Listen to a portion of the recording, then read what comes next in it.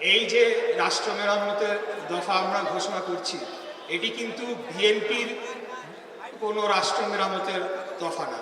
এটি বাংলাদেশের জনগণের, বাংলাদেশ রাষ্ট্রের প্রয়োজনে, রাষ্ট্রের জন্যে এই 31 দফার ঘোষণা করা হয়েছে। এটির প্রয়োজনীয়তা কেন হয়েছে? কারণ বাংলাদেশ রাষ্ট্রটিকে বিগত 16 বছরে খুনি স্বৈরাচারী পতিত ফ্যাসিস্ট মালয়েশিয়ান প্রযুক্তিতে তৈরি অত্যাধুনিক cleaning machine modern vacuum cleaner যে কোনো ধরনের ধুলো ময়লাকে পরিষ্কার করে ঘরকে করে তুলুন চকচকে ও আকর্ষণীয়। Modem, brand of luxury. Hasina এবং আওয়ামী লীগ সরকার সম্পূর্ণরূপে ধ্বংস করে রাষ্ট্র, সরকার, দল সকল কিছুকে একসাথে মিলেমিশে একাকার করে ফেলেছিল। এখানে আমাদেরকে বুঝতে হবে যে রাষ্ট্র স্থায়ী একটি বিষয় এবং সরকার একটি অস্থায়ী বিষয়।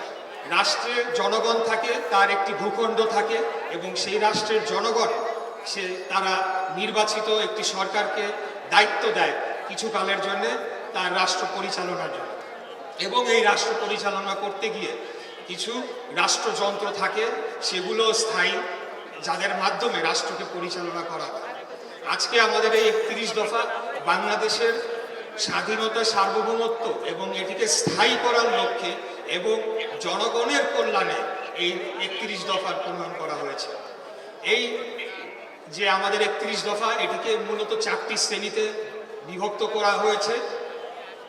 প্রথমটি হলো সাংবিধানিক সংস্কার, দ্বিতীয়টি প্রশাসনিক সংস্কার, তৃতীয়টি জনকল্যাণ বিষয়ক সংস্কার এবং চতুর্থ অর্থনৈতিক ও বাণিজ্য বিষয়ক সংস্কার। এখন আমি আপনাদের মাঝে এক এক করে আমাদের যে দফা রয়েছে 31 দফা আপনাদের মাঝে উপস্থাপন করব এবং কয়েকটি গুরুত্বপূর্ণ দফার বিশ্লেষণ আপনাদের মাঝে উপস্থাপন করব। প্রথম দফা 1, সংবিধান সংস্কার কমিশন গঠন। ধুলো, ময়লা ও ক্ষতিকর ধূলিকণা থেকে নিমিষেই মুক্তি দেয় চৌধুরী এয়ার পিউরিফায়ার। এর শক্তিশালী সাকশন ঘরের কোনায় কোনায় লুকিয়ে থাকা সকল ধুলা টেনে ফিল্টার করে এবং বের করে আনে নির্মল ও স্বাস্থ্যকর হাওয়া। আপনারা জানেন যে সংবিধানকে সম্পূর্ণরূপে কাটাছেঁড়া করে খুনি হাসিনা তার প্রয়োজন মতো ইচ্ছা মাফিক সেটিকে রদবদল করেছে এবং সেখানে অযৌক্তিক বিষয় ঢুকিয়ে সেটিকে আওয়ামী লীগের একটি দলীয় সংবিধানে পরিণত করা হয়েছে। সেখানে পুরো রাষ্ট্রকে বাধ্য করা হতো যে আওয়ামী লীগের প্রতি অনুগত্য থাকার জন্যে এবং তাদের যে দলীয় বিষয়গুলো সেগুলোকে আমাদের বাধ্যবাধকতা করা হয়েছিল এবং খুনি হাসিনা যাতে চিরকাল ক্ষমতায় টিকে থাকতে পারে সেগুলোর জন্য সংবিধানকে কাটাছেঁড়া করা হয়েছিল। এই বিষয়গুলোকে পরিমার্জিত করার জন্য একটি কমিশন গঠন করা হবে।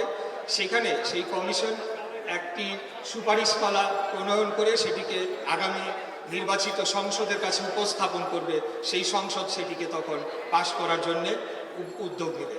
এবং আপনারা জানেন যে এর আগে সংশোধন করে গণভোটের একটি ব্যবস্থা ছিল, সেই গণভোট সেটিকে আমাদের এই 31 দফায় বলা হচ্ছে সেটিকে পুনর্প্রবর্তন করা হবে।